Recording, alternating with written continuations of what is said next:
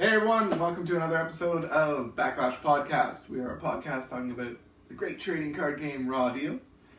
We are your hosts, Scott and Eric. Hi. We're happy you joined us for another episode, so let's dive in. What have you been working on or building lately, Eric? So with the release of Virtual 8B, I put together Trish. We just played a game. What a one-sided game that was.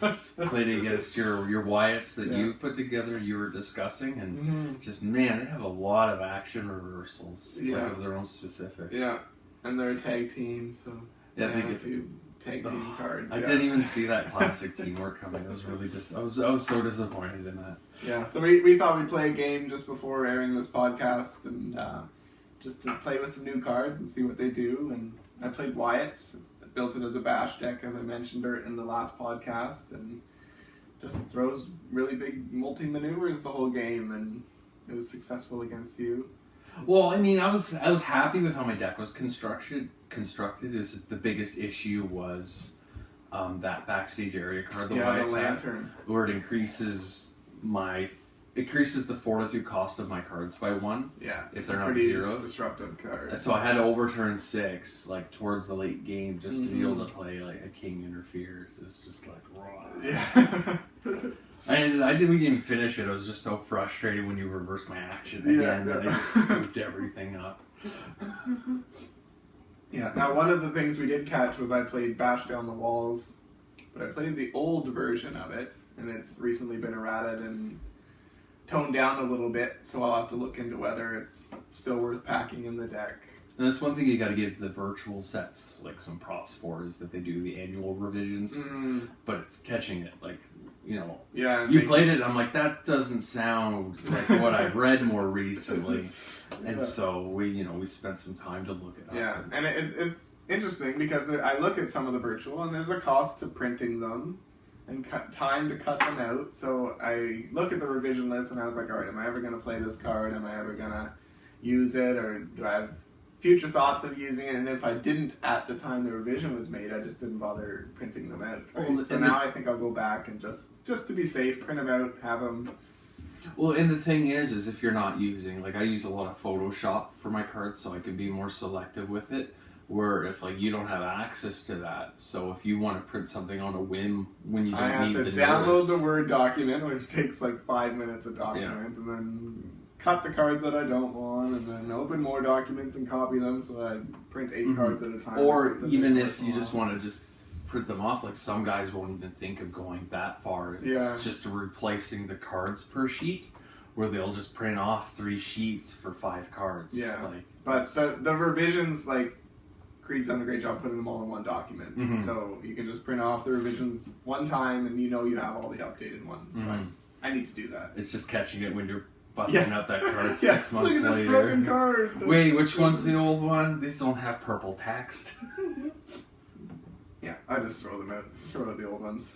But no confusion. But this weekend we also have the event, so have you been preparing for that at all? A little bit. I've been working on the Seth Rollins deck because I was really excited about his new cards. I have the deck built. I'm still working on the pre-match a bit, and I think I have 2 or 3 empty mid-match slots. So I'll be working on that. Probably won't play that this weekend. I'm leaning towards Charlotte. I've had her built for a year now and still haven't played her in a tournament, so I'd like to get that under my belt. Wyatts, I've only played the 1 game against you so far. You're gonna have so many angry people. Yeah. But we'll see. I don't know. I find Wyatts, like, their hand doesn't really grow. So once it's a little lower, you start running out of options real quick. But at least you're able to, your deck being Bash, you can activate that. It's time for a Great American Bash and start playing maneuvers from a roofing game. Yeah, that builds up really quick. Yeah. So it's a very aggro deck, and sometimes it's fun, sometimes it's not. I guess I get that it's a wrestling card game and you want to throw moves lots, but my first deck build had all talk, no action, and didn't play any actions, and I was like, this is too boring for me. I need some actions in the deck just to do some Shane O'Bashes and their new Eric Rowan action that's IQ 143 or something, just to draw shuffle, pick up stuff. And so you're not stuck relying on what's in your hand the whole game. I find where my decks, if they become too reliant on like mid-match reversals or even all talks, I'll run the blindside tornado strike, the 6 for 10. Yeah, I put that in the deck. I put a few blindsides in the deck just to remove that big ringside pile and really buff up the lantern a lot. But with the tornado strike, you're removing the reversals from ring area. Yeah. So even if you play 2 of your all talk no actions, there they go from game, and then you could play those actions. My problem is I only own 1 blindside tornado strike. We'll talk after the show. Yeah. And I even went on Vela cards, and I think he only had 1 for sale too. So. I had to reach out to my play group, guys. You got any of these flying around? But that's one thing too with our play group is that we're not picky playing the made cards where we'll just print off proxies or alternate arts. I mean, the Raw Deal SG group, like he posts, a page of alternate arts every week. And it's great for that. I've used those tons of times where I'm going through my pre-match phase and I'm like, where are my the one chain pre-match? I couldn't find 2 of them, so I was like, oh man, so I quickly go on Facebook, go on Photoshop, print off everything I need, and it's good enough. The text match, so like who really cares? If it's like a big scale event, if like I'm going to Gen Con, I'm going to run all the actual cards and the printed. I'm the same, right? When a tournament comes, I make sure I'm running the real cards or the virtual version. But for playtesting, doesn't matter to me. I'll put Throwback Divine Intervention in every deck. I don't really My Trish deck has handwritten revels and what's in the ups right now. So, because we put such an emphasis on virtual here, this week I did some digging and I found out that I knew before that the Chile group, they do their own superstar sets because they're not fans of virtual. I totally understand why it's not for everyone. But I found out that they do 3 different sets out there. Oh yeah. Because it's like they're different locations. They can't meet. It's not like Barrie to Toronto like we used to be. Yeah. So they have actually, so they do some really nice cards. They focus on superstars rather than old support for characters. Okay. And non-specifics. So they don't do non-specifics. So they just make superstars. So I'm gonna put links in the podcast show notes as well as the YouTube page. I'll even see if I could do a link on the YouTube video. I haven't figured that out yet. But one of them is, I'm gonna botch it big time, where's Raw Deal Edition Chilean. So they which is done by Netali. I was talking with him yesterday for about 40 minutes or so, just going back and forth and his theory on designing the games. It's him and I think another friend, but they focus on like the Attitude Era guys like WCW and like that early 2000s kind of thing. Cool stuff. They have some really neat ideas for cards that we really haven't seen, and plus they still do abilities. It's like this deck is a dynamic deck. The ability affects that. That's really cool. And then there's the Raw Deal Chile expansions. Okay. They focus more on like all the newer guys. Like I saw like AJ Styles in here, Bailey's in here. But I like how they do their cards where any of the characters, they kind of, I don't know how to describe it, where they kind of put a filter on it. Yeah. Like you would see on the foil cards. So it already has that right away. So it can be printed as a foil rather easily. Yeah, and it'll really stand out. So like this one I'm just bringing up has 32 superstar sets. And the first one has 49 superstar sets. So it's like, it looks like there's 6 to 9 cards each, including superstar card. So if anyone listening, like, you want to try more with the game, but you're like virtual, I find that the power ramp is like, Great American Bash was one thing, but like, they shoot up right away with all the new texts and ideas they come out with. Not that they're bad, because that's what we're playing. But if you want to just, play Kevin Owens against AJ Styles with play-tested things. And classic cards. Exactly. Like, this is the way to go. Like, are they easy to print out? So it's just on the Facebook group. They don't have, like, printed sheets that I've seen. Yeah. So you'd have to go to each one. But, I mean, you could use your method where you open up a virtual doc delete all their stuff and just put in this stuff. Yeah. Or even Photoshop, like if anyone in the play group here is interested, I can whip up, a sheet of 9 cards. But it's cool. These guys, like, they actually play test their stuff and they run events with it all. Yeah. Like, I'm looking at Kevin Owens here. It's 8 cards, 1 pre-match, 2 mid-match, which is neat. Pretty standard, yeah.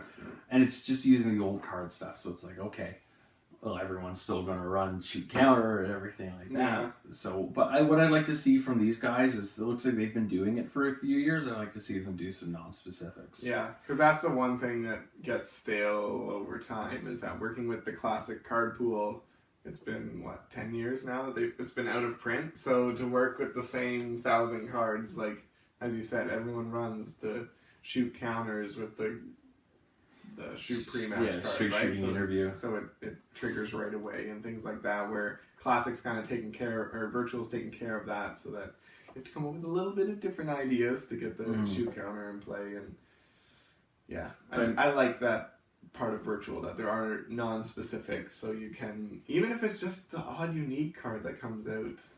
Yeah. Like I've noticed that I threw the DDP Yoga into 2 of my decks already, right? Because I'm just like, it's a neat card, and it's a nice little flavoring. Right? It's something different. It's an alternative to like a roll out of the ring that we were talking about. And alternate arts only go so far. It updates it, but they're still playing with the same card. Yeah. And they even have Hugo and Carlos, the old Spanish announced team. Nice. So yeah, absolutely. I mean, I think I'll build a deck. We'll talk with the group at the next event. I might not be able to make it. But yeah, I think so, because we have some guys that don't like Virtual. They reluctantly play. Yeah. So this might be, something different. There's Jericho's in here, so I mean, we'll have one guy will you might hook onto it a little bit. But I mean, with that, since we're bringing up the next event, we're recording this beforehand. Yeah. So you want to segue off to it? What? Okay, I guess we will go talk to the tournament winner and see how the play was today with Virtual 8B. We're here at OMG Games on November 19th. This is the first virtual tournament with 8B legal. We saw a Gail Kim, Trish Stratus, Psycho Sid, Jeff Hardy, Nikki Bell in the game, and I'm here with our winner of today's event, Adam Schuker, who played Batista. Schuker, how did you feel that your Batista performed today? Pretty good. He needed that backstage area card to help get Unleash Bomb out. And as soon as I got my 9-10 Fortitude, it was good. Smooth sailing, pretty much. Mm-hmm. And then with his new card where you get the random discard on the Spinebusters, do you feel that was pretty beneficial as well? Yeah, I needed just to kind of thin out the hand so you wouldn't have to eat so many reversals. I think in one of the matches, I actually pulled one of the key cards from my opponent's hand. Mm-hmm. I think that might have been me, actually. So, any standout games? Did you feel, with the playing field the way it was, did you see any kind of standout decks or any big shifts with the new virtual support? Jeff already got a lot of support in virtual, so he did fairly well, I think. Mm-hmm. He got a lot of support. Trying to think who else. Played Nikki, nothing really new there. Sid played nothing really new there. But, I think it was just a Jeff Hardy deck that had a lot of extra little toys in it. Just specifics all around, too, that kind of helped him out. Well, we played one game, the Trish Stratus against Batista. That was the 4th round, cutting to top 4, and we actually had a pretty close game as well. Oh, that's right, because of her mid-match. I forgot about that, because I had old school wrestling match, and instead of making you mill 6 every time, you just chose to remove the top card of your arsenal. So that kind of gave Trish a boost, actually. No. Did you make any kind of big mistakes that was concerned about how your record was going to be today? Or, you look back and you're like, man, if I had done this instead, it could have been a different game. I don't think so. Batista's pretty easy to play. I mean, he just kind of huck spine busters and, sit on the 10 for 6 grapple submission reversal. Now, what are your thoughts on a 0 Fortitude? I've got 2 words for you. That's chain. I really don't like it. I think they should revisit that. I've gotten hit with that at least twice on the first turn. It's just, I really didn't like JYD's chain back in the day. So I just felt it's kind of akin to that, where it's just like you're either getting your whole hand discarded or your whole ring area nerfed. And then primarily your deck is Spinebusters and Punch After Punches, but after today, are you going to take the deck apart, or are you going to kind of modify it up a bit and, maybe take a different approach? I might modify it a little bit. It's probably some cards that wanted to go in. I need to fix. I wasn't happy with the pre-match that I played. Like, I might take. I had the World Heavyweight Title belt, the throwback one, where the Don't Mess with the Champ got a bit beefed up. I don't know if it's worth. I only was packing the one, so I don't know if it's worth just putting that in there. But yeah, I definitely would work on the Backlash deck. I think the deck is pretty solid. Okay, and to close it up, I mean, you're our current store champion. Coming in December, do you have any superstars in mind that you want to build, or even any new specifics that that have you intrigued enough where you want to visit that superstar?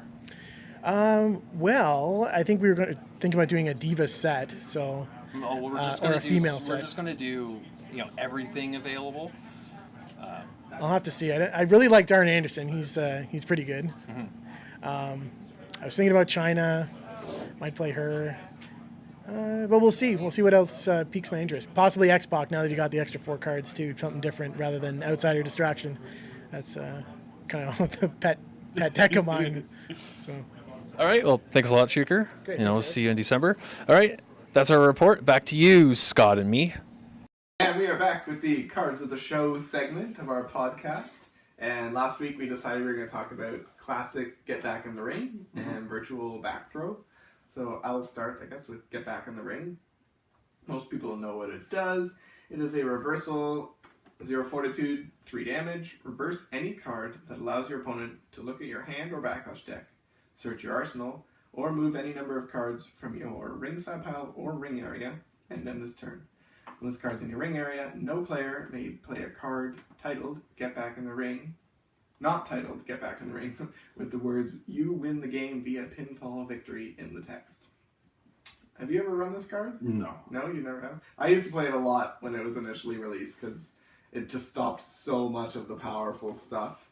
The break it out, break it downs, simply the best, Commissioner Rule, Divas, Few Human, anything that looked at your hand, remove cards from your ring area. That was pretty powerful, so I remember playing that. At that 0 fortitude, I was like, there's no real drawback. I mean, I guess the drawbacks are that you can't run backslides or inside cradles with it because no player can play any card that lets you win via pinfall victory. But it also stopped. That's it. The Divas win condition. All those separate win conditions. I always forget that small chain move, small package. The win condition on that, like victory roll. Yeah. So it stopped a lot of those cards. I do have one story with this card that I remember vividly. I was playing a Divas Next Generation deck. I think it was an RVD deck. It was quite a unique deck.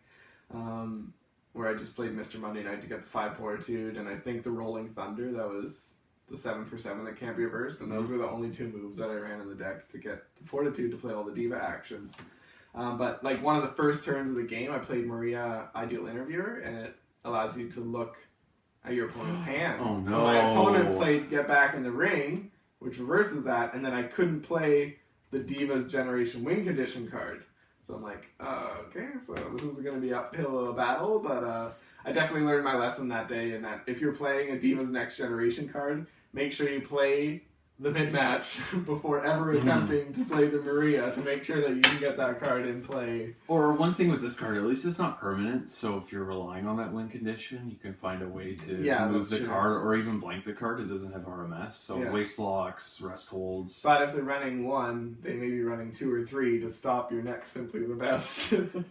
That's true. Right? So, I mean, yeah, it might be tough to get in. But cards like waste lock that do blank well in ring area, that could certainly help a lot. Or you love your backstage politics. Yeah. So you make sure that they're removed. Oh no, it doesn't matter because they have to remove They it get from the their choice own from ring area.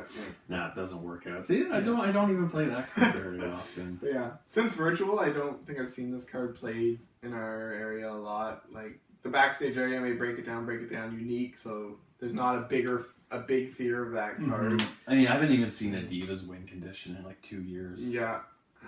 I'm trying to think of what win conditions I have seen. There are quite a bit. Like Charlotte has her specific that has a win condition on it. Stone Sheriff Austin in Virtual 8 just got I think he got 2. Well, quick count ref. He just got a win condition because he has a text benefiting that one and his beer bash. But I don't think quick count ref. Yeah, you win the game via pinfall. Via pinfall? Okay. Yeah, there are 2 cards that it gets around. Mania, where you win by count out. Yeah. And I forget the other card. I haven't seen that card in since test of strength phase. Yeah, good time. Hey, I might run that in this Wyatt Bash deck, right? I'm pretty ramped up that fortitude pretty fast. Yeah. Oh, I mean, you win every game via count out. You win 3 of 4, you know. Yeah, exactly. You're still making top cut. Yeah, so it's interesting that it's seen a bit of a decline in virtual, but we've seen a lot of cards that have come out of virtual that not do the same thing, but replace, right? Like, you have Don't Be a Douchebag, that's a 0 fortitude that gets you reversal damage fortitude. Mm-hmm. And cards like Mr. Chance that have kind of replaced things that would be like, Get Back in the Ring would be card 59 and 60 for me, and now Douchebag and Get Back, or the Mr. Chance are cards like 3 and 4 for me, so it just bumps them off at the end. And well, I'm finding too now, like with the virtual expansions, like half your deck is red. Yeah. And that's just crazy, and that's with running a Revolution of the Mind. Yeah. Once is enough, and sloppy, very sloppy. And that's my concern with my Wyatt deck, because there was so much red in it, so I was like, okay, I'm going to cut a few cards and put in some blue cards, just so I can do something other than throw a move, reverse, throw a move, reverse. And that's such a shift from how Raw Deal was back in like Divas Overload and Velocity, where it was like, it was all blue wave. Yeah, but I mean, even like one of our players ran Dallas, Texas, where you can only have half your deck as reversals, and he said it only affected me, really. Like, it didn't affect the 3 other players, so maybe it's just us that were running lots of reversals. I don't know. I didn't play against him, so I don't know. I'm finding lately a lot of the decks I'm playing against, they're reversing everything. Yeah, he played my Devil's Favorite Demon, which is, I think, 43 red cards or something, so I had to cut about 15 cards to make the deck half. Well, because all you need is your specific maneuvers. Yeah, that's really all that deck needed. Yeah, that was a nasty, nasty deck. But anyways, all right, on to your back throw. So back throw, it's a neat little card from Virtual. I don't know the Virtual set it came out in. They don't have it on the bottom here. Yeah. So it is a grapple and a reversal special. 5 fortitude, printed 3 damage. Unique card, much like all the Virtual cards. As a maneuver, it's -5 fortitude plus 5 damage, so it becomes a 0 for 8. And that's cool. When you have at least 5 lower fortitude, so that would be lower than your opponent, I'm assuming. It can only be reversed from his Backlash or Arsenal. As a reversal, reverse any throwback card, and when you successfully play it, your opponent overturns cards equal to the number of non-pre-match throwback cards in his ring area and discards 1 card.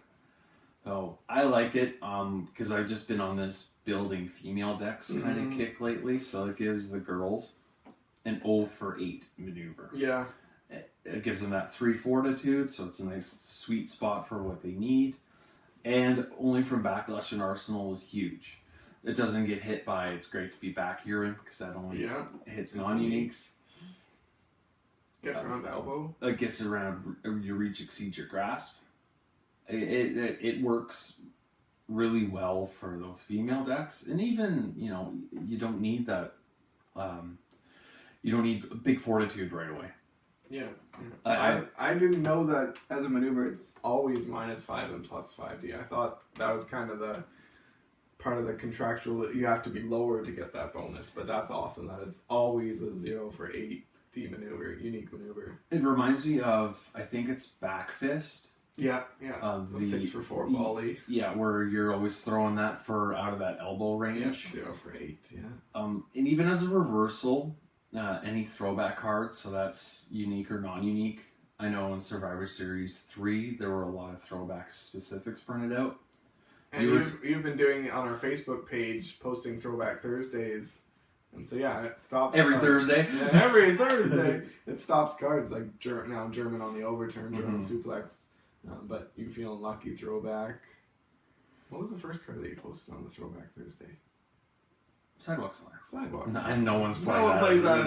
as That's when you're bored. But yeah, it does stop those cards. But people pack Sidewalk Slam as a reversal, and that would trigger on the second part of the action where they have to overturn equal to the number of non-pre-match throwbacks in the ring area. So.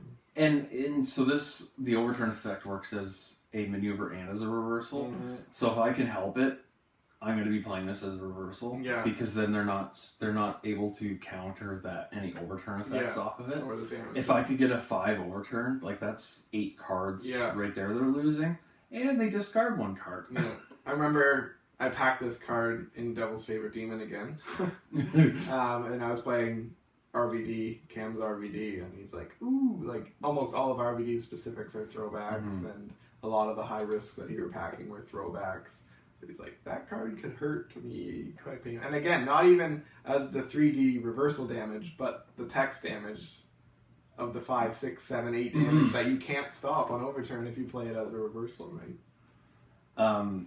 As well, with it being a grapple with back in the title, it works with the ring psychology back. Yeah. I think of Sasha Banks that I've been working on. Like she can pick this up and just kind of have it sitting there. Yeah. It's good. I haven't packed it before. I'm packing it now because you were telling me your experience with it. And it's good. I have no complaints about this. It's another option. Again, the biggest drawback in my opinion is that it's unique, so you can only pack one, and you're not going to draw into it every game, but it is there. And if you have a strategy where you need an over 8 to hit every game, there are ways that you can search your deck to get it. Right? Like you can build your deck around getting it if that's your deck design. But I mean, to have it in there and to have 3 to 4 to 5 damage reversing any throwback, like that's really good. Works on overturn. So if they're hitting one of those throwback trademark finishers, oh, there you go. Yeah.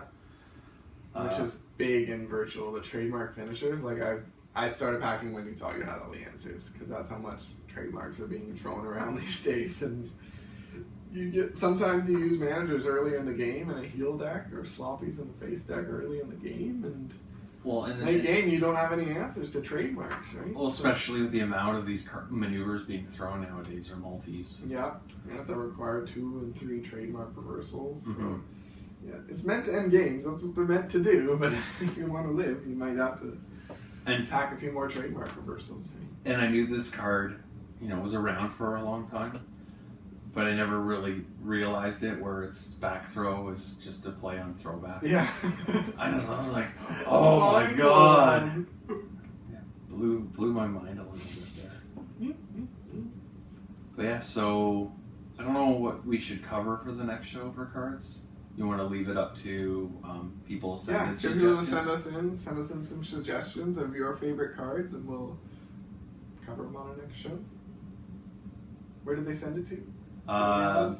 Email, Twitter, Facebook, YouTube. Just put a message. I mean, I check it every day, at least a few times. All of the different social media. Yeah, definitely Facebook. Like we're both on multiple times a day on Backlash podcast page. So. Yeah, we're finding a lot of comments on Thursdays now. We do Throwback Thursday, so it's engaging a lot of people. Mondays, we're going to start posting. It's like, hey, what'd you get up to over the last week for Raw Deal? What decks you play? What events did you play in? So it's fun. It's engaging for people. It's another outlet for everyone just to get together and talk. Yeah, talk Raw Deal. So let's move on to emails, user input. Do you want to read this one, Scott? Sure. All right. So this was from a local player of ours, and he said there was a caveat to Eric's Survivor Series 2 foil pull story from last episode. Eric was sharing about how he was looking for springboards and got one. So this was from Cam, and he said, I'm trying very hard to chase down a set of those Y2J springboard drop kicks. I bought packs from our shop. Back in the day, there were 6 for $20 or whatever the going rate was for purchasing multiple packs. He got no springboards in the first 6 packs. So he went again for another 6 packs, nothing to note. The shopkeeper keeps peddling his wares, taunting me with the last 6 packs left in the store, and I pass, as I'm not willing to dive further down that rabbit hole. So Eric scoops in, buys them instead, and pulls the SS2 springboard. Oh man. it was me that he ended up selling and trading it to in the shop, while everyone there laughed hysterically, and rightfully so.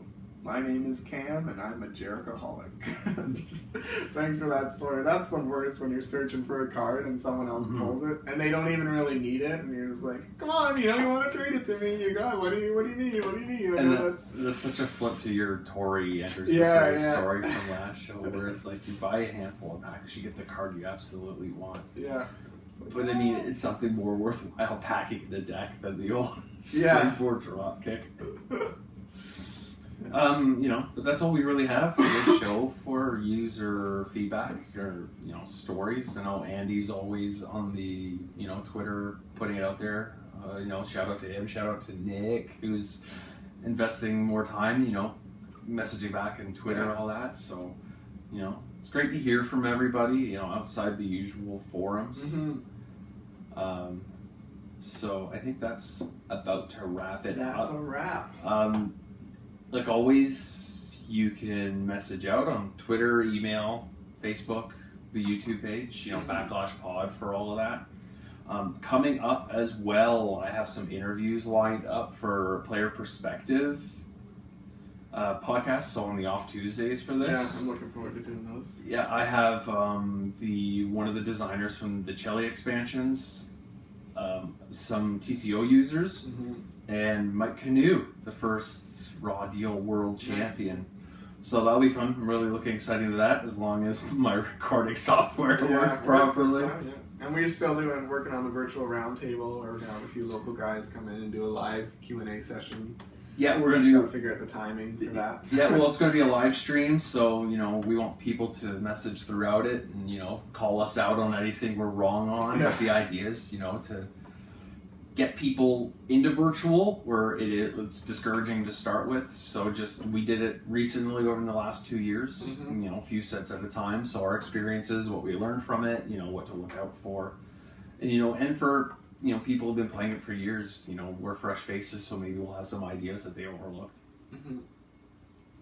Alrighty, so we'll see you in a few weeks then. Right?